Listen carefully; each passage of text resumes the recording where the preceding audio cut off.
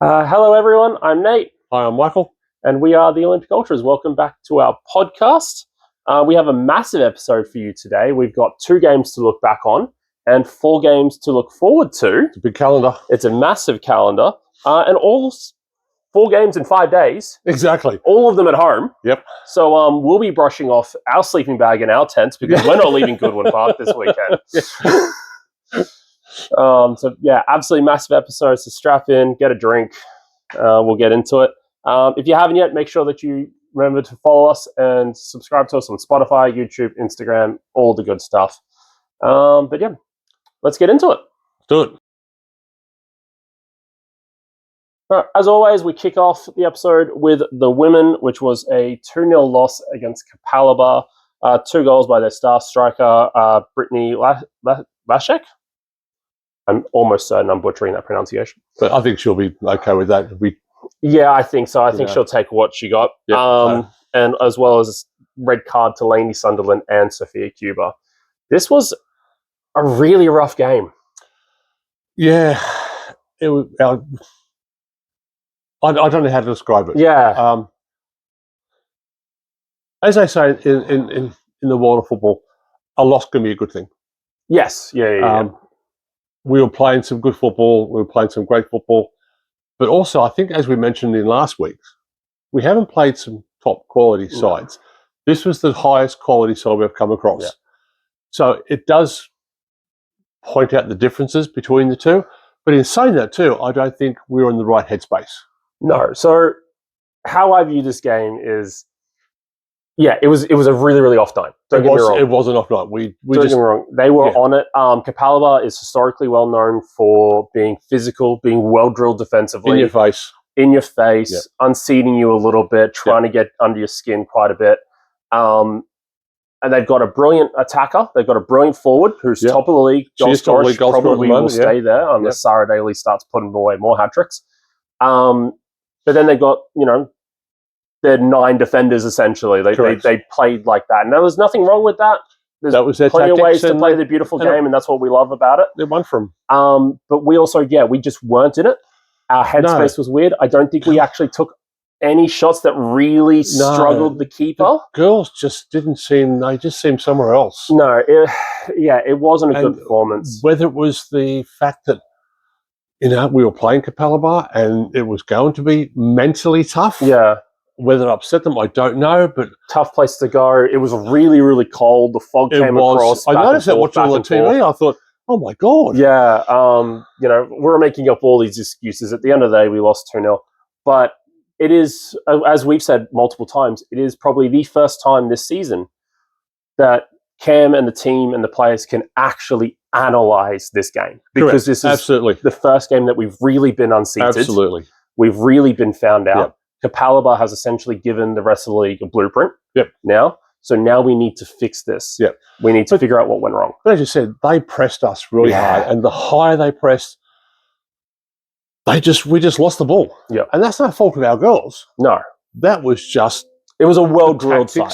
And they played really well. Yeah. They played some good football. You can't deny it. Yeah. But they were in our face from the kickoff. Yeah. And again... And they gave us no time to settle. Yeah. And Kapalaba is like that, whether it's men's, women's, whatever we've seen, whenever across our entire time of watching football in Brisbane, whenever we watch Kapalaba, they've always been like that. I mean, look at that men's game. Was it last season? Season before. The men's were 3-1 down or something, and by the 80th minute. And we just went, blink, what happened there? Yeah, it was just a tough place to go. It was absolutely ridiculous. We don't often do this, but I am going to call this out. The referee that night was horrendous. He was shocking, and on both sides. Both sides. Some of his decision-making was just liners abysmal. Were horrid. I still don't understand. I mean, don't get me wrong, it went Olympics way. I still don't understand how we called that a back pass. No, neither do I. We were on that side of the pitch. Yep. It was very clear the defenders put a foot out, and it's just sort of deflected off it and gone to the keeper. Which is not a back pass in any way, shape, or form. You've seen that 1,000 times in football. And when he pulled it up, I think I actually texted you with question marks going, I don't get it. What was that for? Yeah.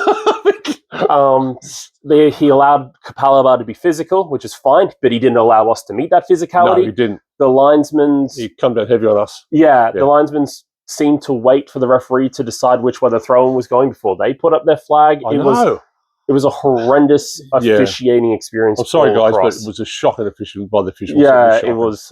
It didn't do justice to any side. No, and we were talking directly after that match. We mentioned the word uncomfortable. They looked uncomfortable at that level. Yeah. Which is a real shame that it marred such a first few seconds, such a big It was a big game, and it deserved professional, not so much professional, but quality refereeing and quality linesmen. Yeah. Better referees. Yeah. Funnily enough, I think the best referee we've had was against the Gap, which was Matty Stebbins. Yes. Yeah. I actually sent him a message after the game saying, I would have loved to given you a little bit more, hassle you a little bit more, but you're actually a really good ref. Yeah.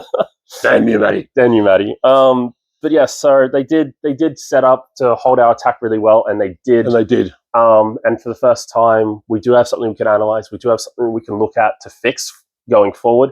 And hopefully this brings them back down to ground a little bit. It happens to the best of them. Yeah, no team goes through. I don't care who you are, whether it be Real Madrid or some FQPL 5 side. It brings you back to earth. It does. And it can be a good thing. Yeah.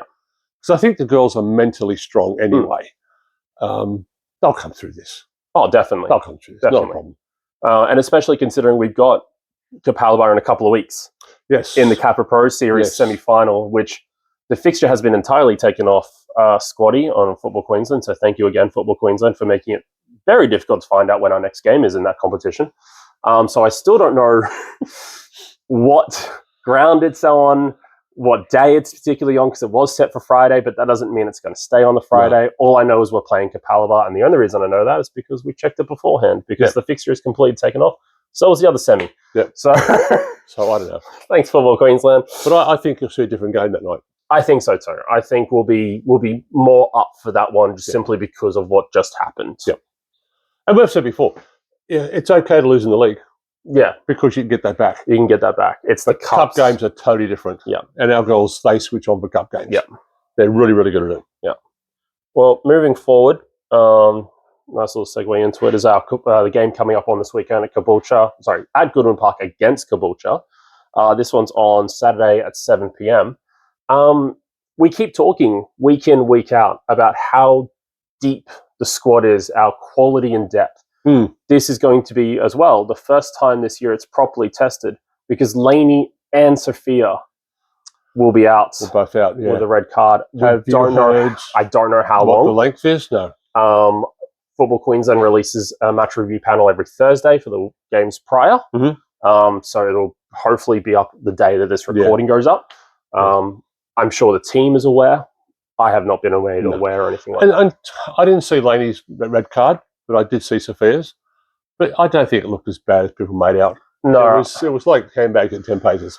Lainey got punished, I believe, for 2 very normal tackles that were given as yellow cards. But Lainey's a good, strong, physical player. I mean, she doesn't deserve that. She plays fair, and she's never dirty. No. She's never filthy. And again, the referee didn't allow us to match Capalaba's roughness. When we did, we got a card for it. Yeah. Sophia's same usual hard tackle that she would have done for the first yellow. The second one, I thought she was very unlucky for, because I did too. While she was arguing with the referee, and that possibly might be the official reasoning. Could have been, yeah. 9 Capalaba players rushed her immediately. So for them to get away with... Talk about throwing to the lines, man. That's what it looked like. Yeah, so... Anyway, my opinion on it, I don't like it, but we've got to move forward with it, unfortunately. Yeah. I thought it was wrong too. Yeah. So this is going to be another big test, because it's another title challenger. Yes. Now without 2 of our big players... Yep.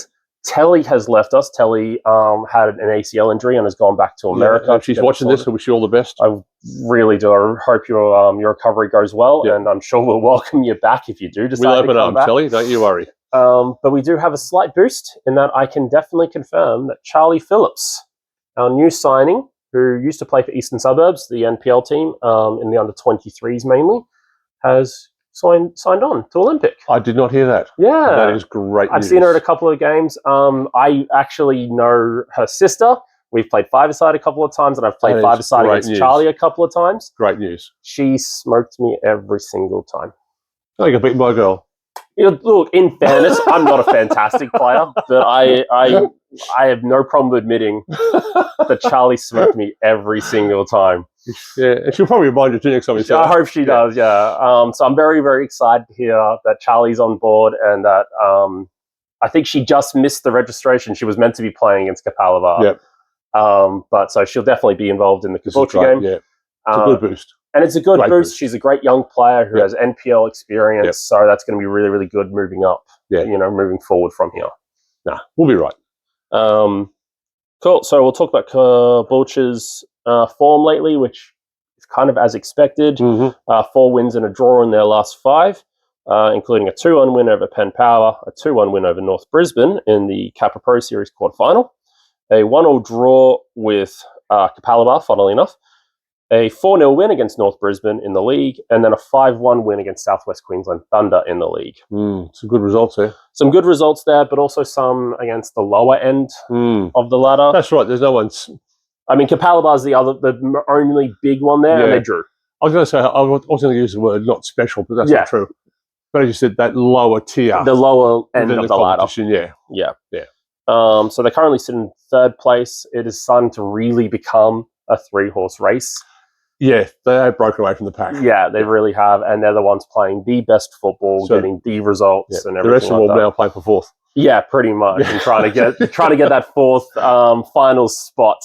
Yep. It's very early in the season, but it is shaping up that way. That's exactly right. Yeah. So Caboolture have 5 wins out of 7, 18 goals, 5 against, 16 points. So good ratio. Good ratio. Good team. Steph Latham again.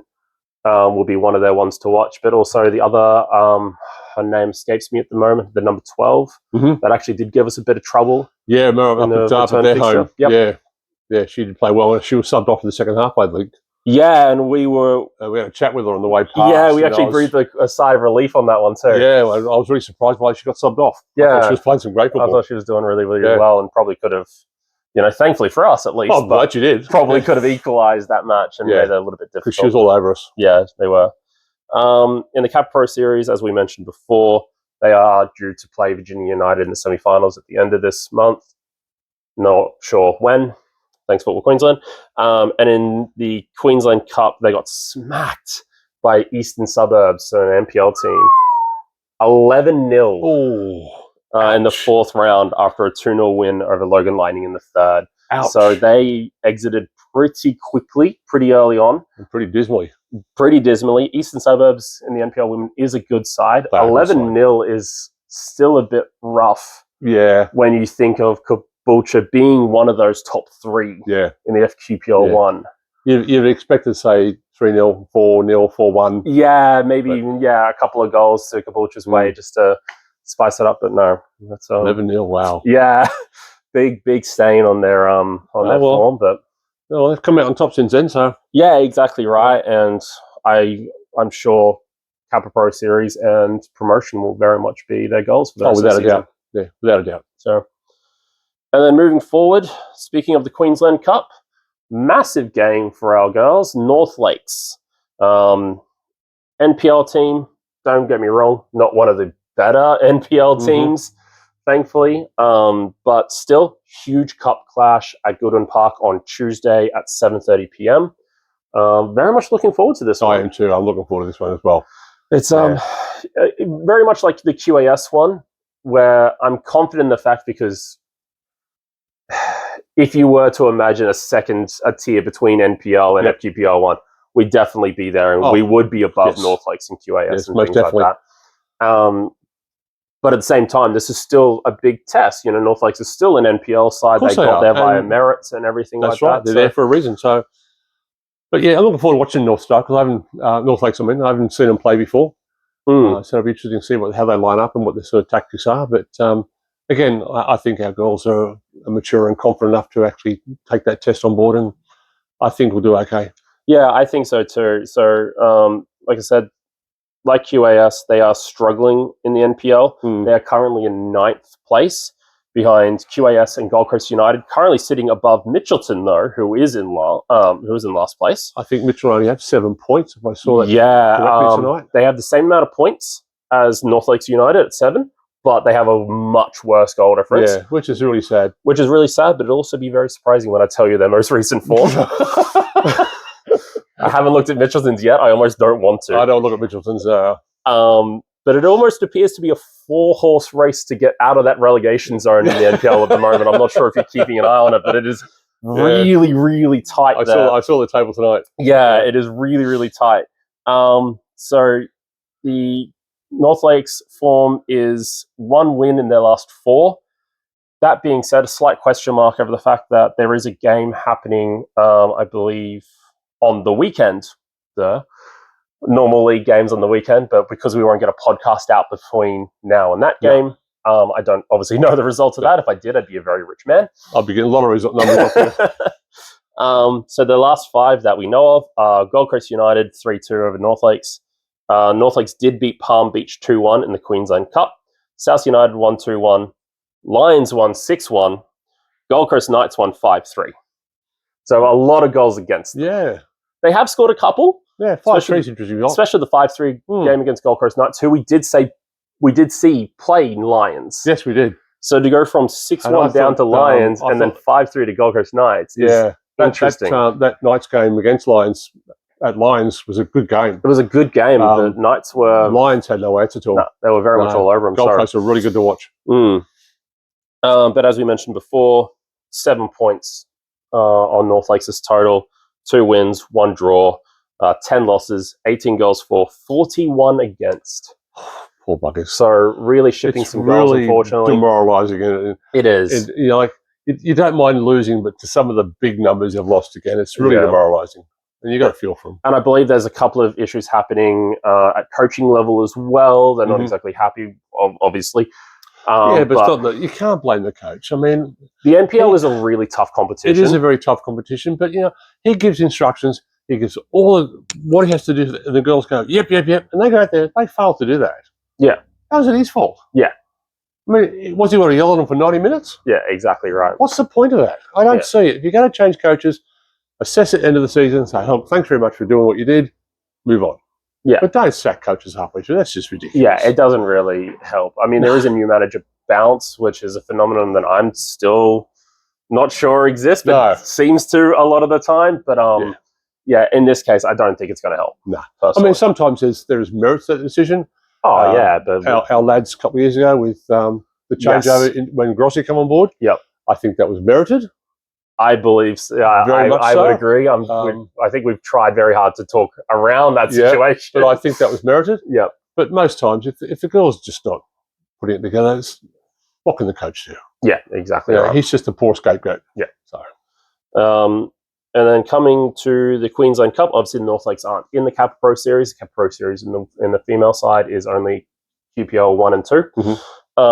But coming into the Queensland Cup, they entered in the 4th round, as do most NPL teams or all NPL teams. Beat Penn Power 2-1. In the 5th round, they beat Palm Beach 2-1, as mentioned earlier. And then the winner of this match between us and North Lakes will play the winner of Eastern Suburbs and Mitchelton in the semi-final. Go Mitchelton. Go Mitchelton.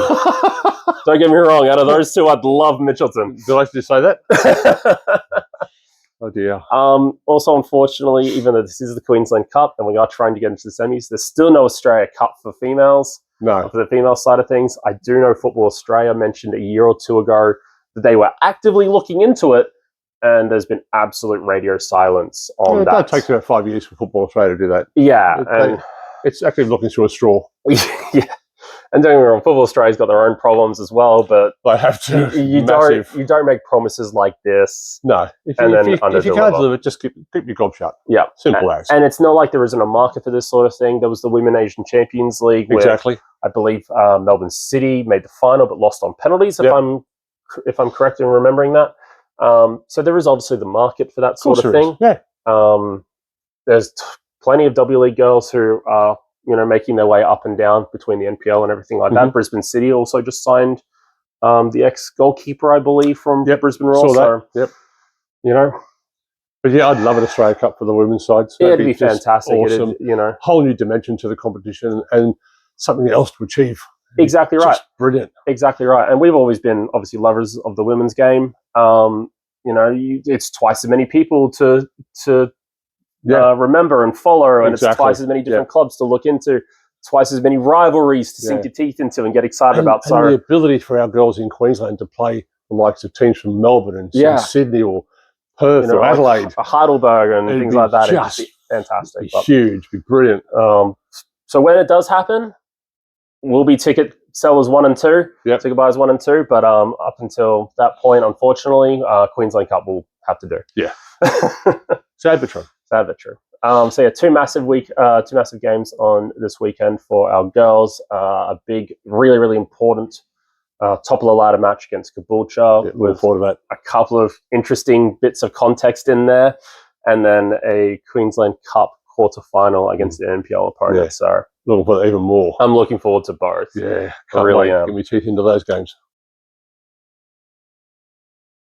So kicking off our second half, a very, very similar story. Morton City 2, Olympic 0. No red cards in this one, thankfully, but it was goals from Kenshin Takegishi, my apologies, and Seita Murai after half-time. It was 0-0 at half-time. Yep. But unfortunately, we couldn't hold on or get ahead. So against one of those bogey grounds for, isn't it? Yeah. It's like we win 1 in 5. Yeah, it is. Walter Park's such a scary place to go, in my opinion. I watched that game as well, and they were just same thing. They were in our face. They didn't give us an ounce to breathe. Yeah. Our lads were in a different headspace. I think they played well, like the girls. They played well, but Morton City again pressed really hard and really high. Yeah, we had a couple of shots. I think one hit the crossbar early on in the first half. So we did have our moments, and I did think we were playing well. But Morton City, we didn't quite touch on this last podcast because there was a couple of matches between that, but they've won about 2 or 3 on the bounce now, including the Olympic one. So clearly they've gone over that little blip. They're playing every couple of games. We had, every couple of days at the moment. We had a couple of games in a row, then a postponed fixture. So we were about a week and a half off. Exactly. We had injuries, we had illnesses. Again, I'm making excuses, but they're not excuses. It's fact. We did have it's injuries. The context of the situation. We did have guys out with illness. It's the nature of the beast. You lose that. You lose that momentum. Yeah, you lose the momentum. You lose the rhythm. There's nothing like game time. You can train all you want, but there's nothing like game time in regards to getting that back under your belt and getting your legs back out there.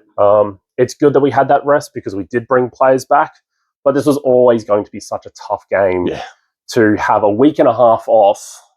Then face Morton City. And then face Morton City at Walter Park, who are playing so well at the moment. It was always going to be a tough game for the lads. And always is. Every fixture I've ever seen with these two is a tough game. Yeah. And they just come at us. Yeah. I don't know what it is, but it's like they just don't like us. Yeah, probably. Yeah. I get the sense there's more than a few clubs that don't like Olympic, funnily enough. I get the sense Football Queensland doesn't like Olympic, but that is also another story. That is another story. To me, Olympic is just brilliant. I mean, you can say what you want. Yeah, it wouldn't be anywhere else. Wouldn't be anywhere else. No.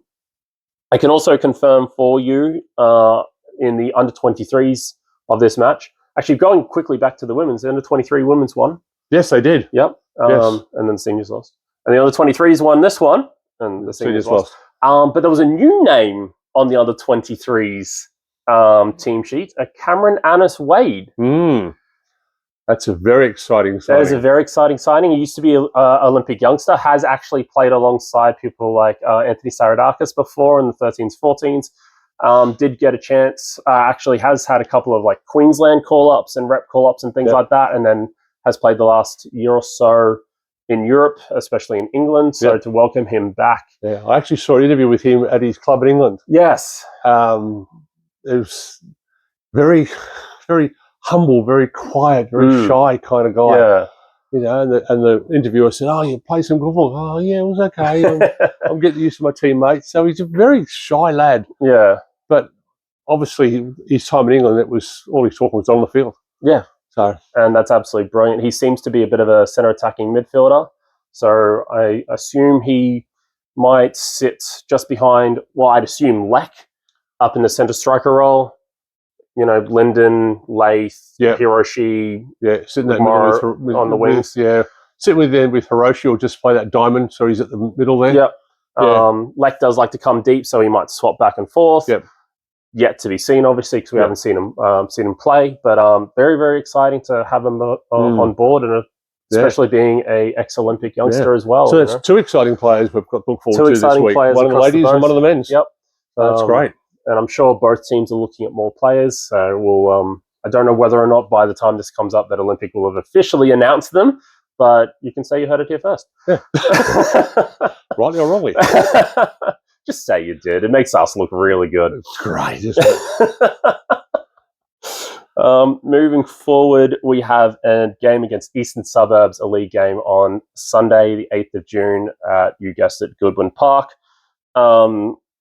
Eastern Suburbs, hopefully a bit of a revenge this time. I hope so. I mean, the game last time, we were all over them last time. We were. And they scored a super strike. Oh, it was an incredible goal. Strike. But I don't really believe they deserved the win. No, I thought we were the better team that night. I mean, yes, I might be, a bit biased on one eye, but I really do believe we played the better football. Yeah, definitely. Like looking at that particular result, we played really, really well. Yeah. Like I said, they had one really good chance on target, and they scored it. Yep. We had probably from the 60th or so minute on, Lyndon Farr came on and immediately inspired 4, we must 5, have had 6 dozen shots on target. Their goalkeeper, talk about right place, right time. Really saved. We should have won that like 5 or 6-1. Yeah.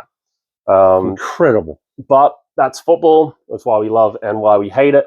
So hopefully when Cody Maud comes back to his old stomping ground, we can stomp him back this time. Yeah, I'd like to stomp him as well.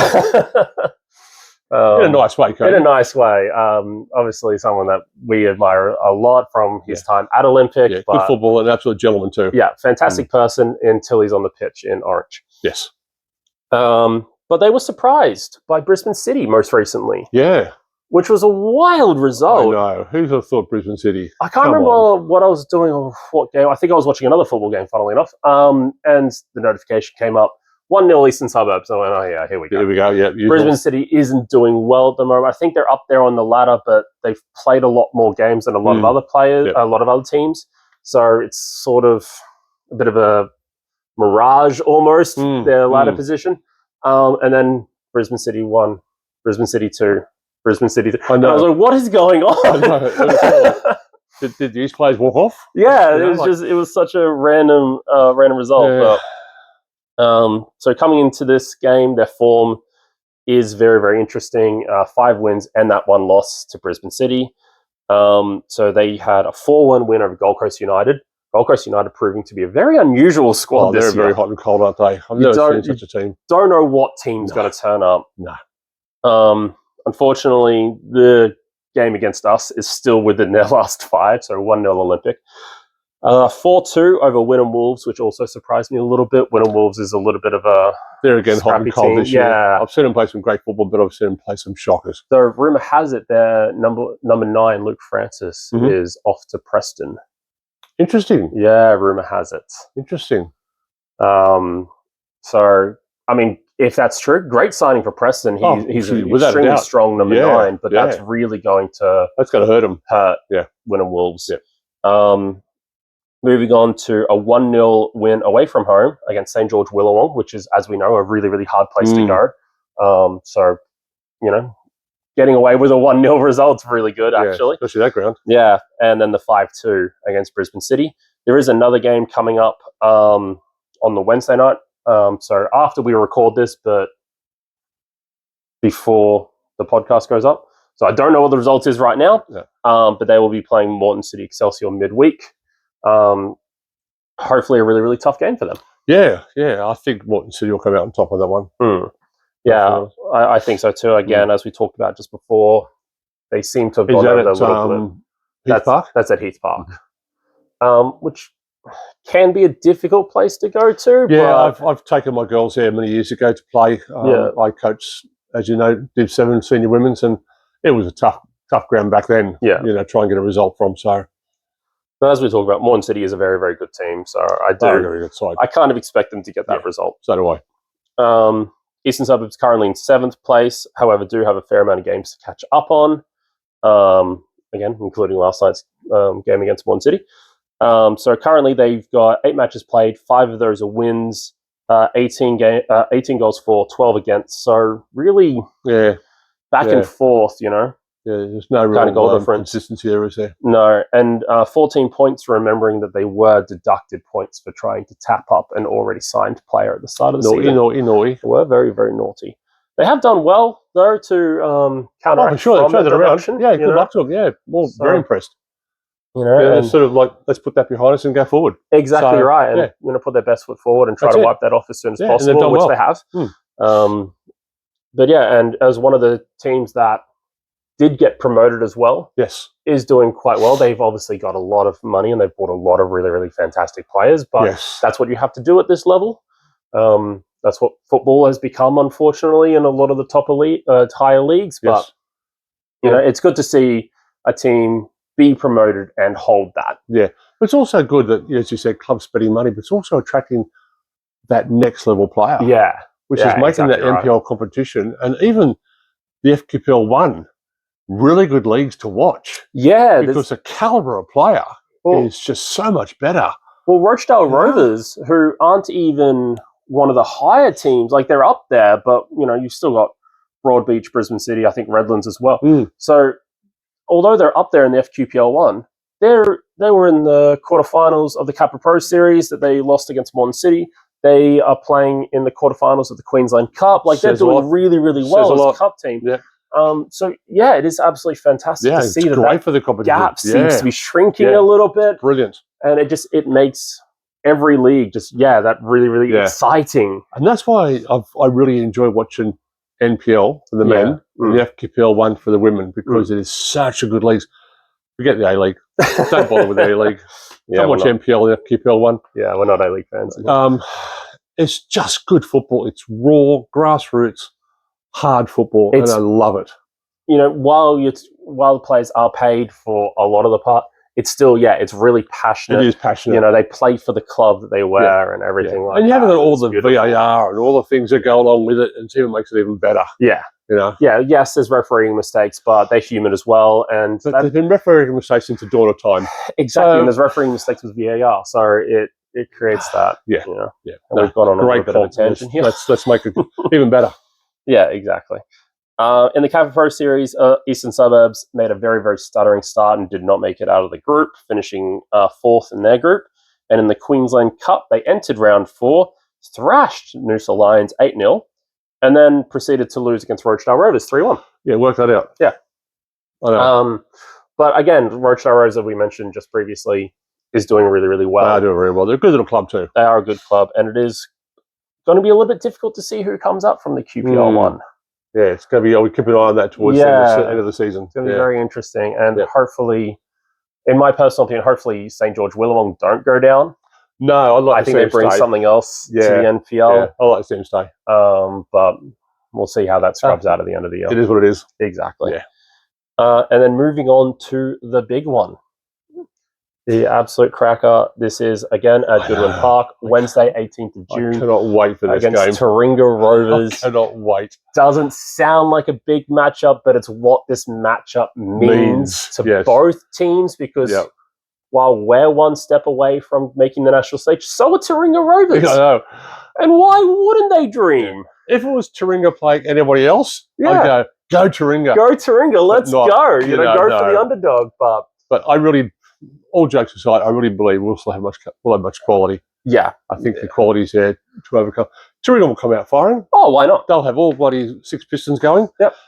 But if we can hold them, absorb all that pressure, I think we'll eventually take over. Yeah. And one of the things I actually love about the fact that we're playing Taringa is not only, they're an QPL 2 team. QPL 2 team. Funnily enough, they're like just across the river. Yeah.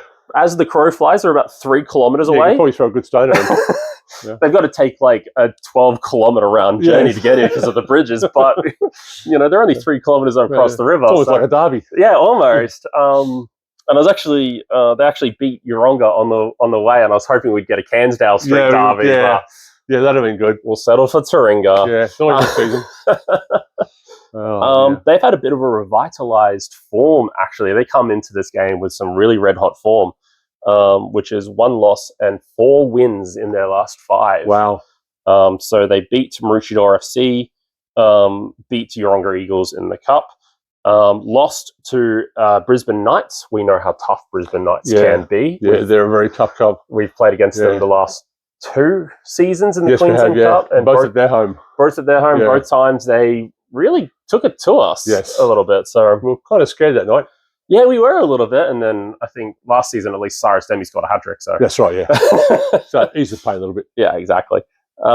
Beat South United 3-1, beat Pine Hills 4-0. And then they've got a game on this weekend against Mitchelton FC.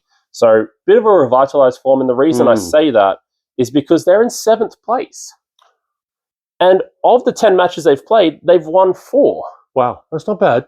3 of those in their last 5 games. Yeah. So a very revitalised... Obviously the spark has been lit. And all 4 of those, my apologies. They're doing well now. No, 3 of those. They lost against Brisbane Knights. I was right the first time.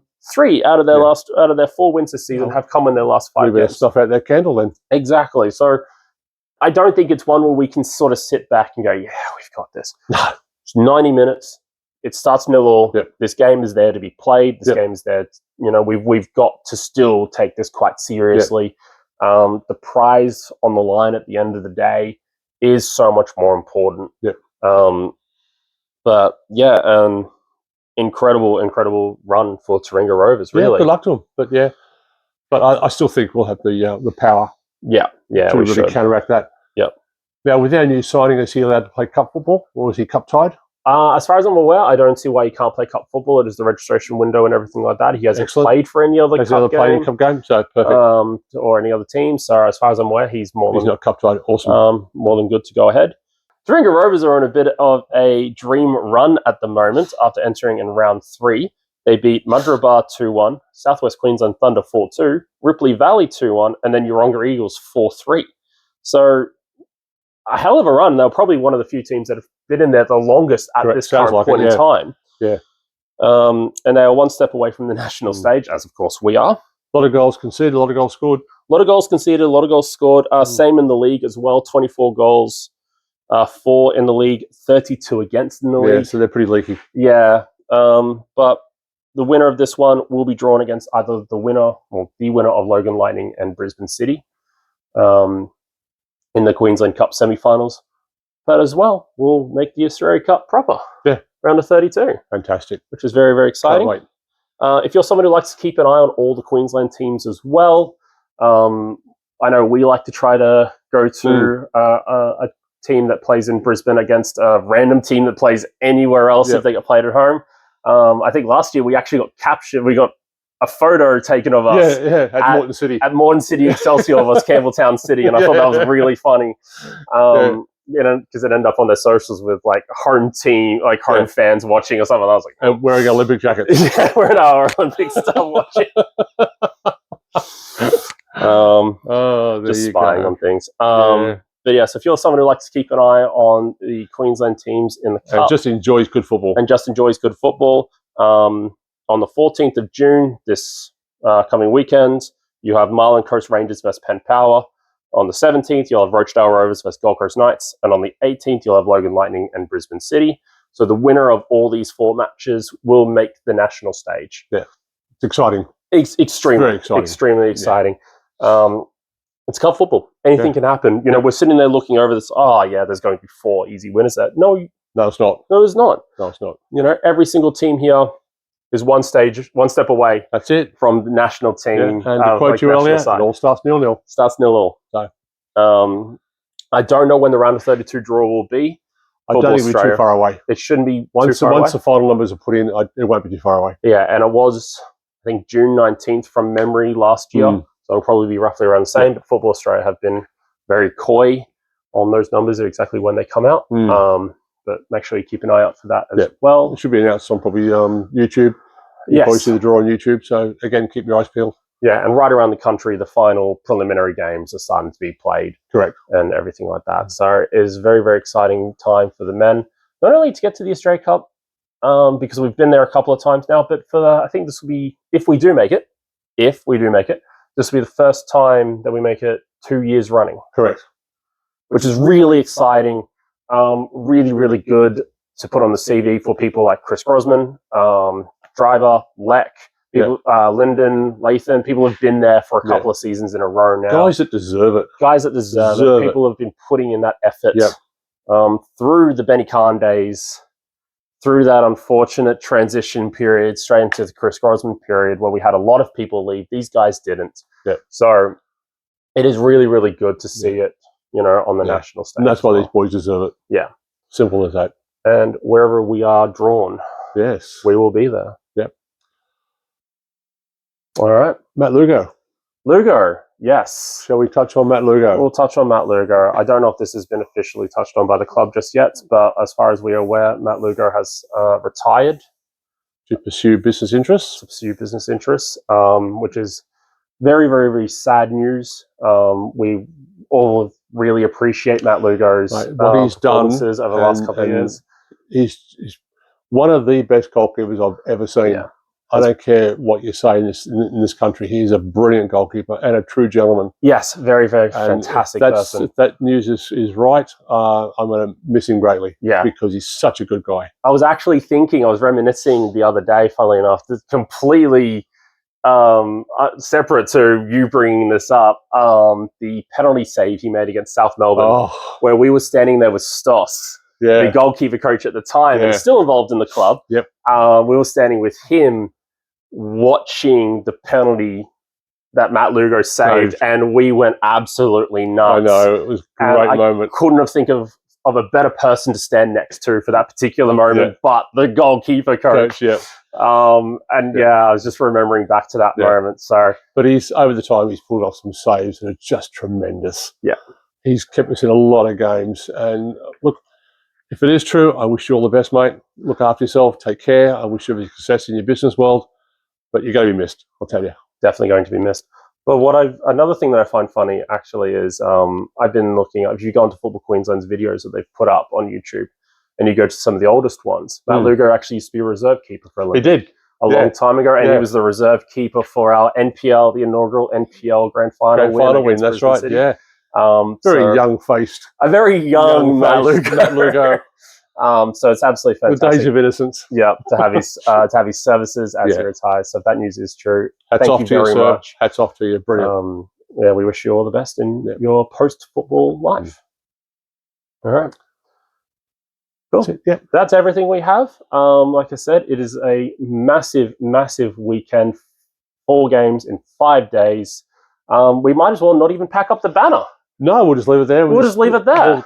If they can make a space in the canteen or clubhouse, we'll just camp there overnight. We'll see you there. Just wake us up. Give us if you walk past, just give us a kick, wake us up. Yeah, we'll go on one of the storage sheds and you can just bang the side as you walk past. Yeah, just bring us a nice hot cup of tea. Yeah, exactly right. All right, so we will see you there for all of those fantastic cracking matches. Looking forward to it. Yeah. Go Olympic. Take care, guys. Have a good week.